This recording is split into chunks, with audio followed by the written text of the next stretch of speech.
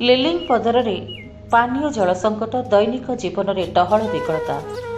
Kalyansinghpur block ଅଧୀନସ୍ଥ କରପା ପଞ୍ଚାୟତର ଲିଲିଙ୍ଗପଦର ଗ୍ରାମରେ ଦୀର୍ଘଦିନ ଧରି ପାନୀୟ ଜଳ ସଙ୍କଟ ଲାଗି ରହିଛି।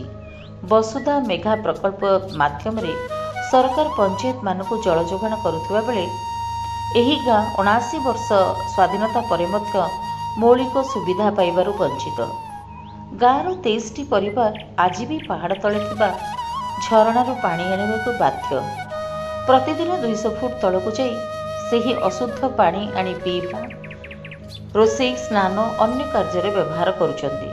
ଫଳସ୍ୱରୂପ ଜଳଜନିତ ରୋଗ ଛଉ ଉଠୁଛି, ଅନେକ ଅସୁସ୍ଥ ହେଉଛନ୍ତି। ଗ୍ରାମବାସୀମାନେ କହିଛନ୍ତି, ଦେଶ ସ୍ୱାଧୀନ ହେଲା କିନ୍ତୁ ଆମେ ଅଧିକାରରେ ସ୍ୱାଧୀନ ହୋଇନାହୁଁ। ରାସ୍ତା, ପାଣି, ବିଜୁଳି କିଛି ବି ମିଳୁନି। ନେତାଙ୍କୁ କହିଲେ ଶୁଣୁନାହାନ୍ତି, ମନ୍ତ୍ରୀ ମଧ୍ୟ ଦେଖୁନାହାନ୍ତି। ଏହି ଝରଣା ପାଣି ହିଁ ଆମକୁ ଭରସା।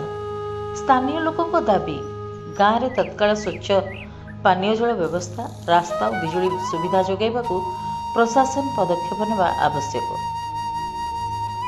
ବ୍ୟୁରୋ ରିପୋର୍ଟ, ସାକ୍ଷୀ ଟିଭି ଓଡ଼ିଆ।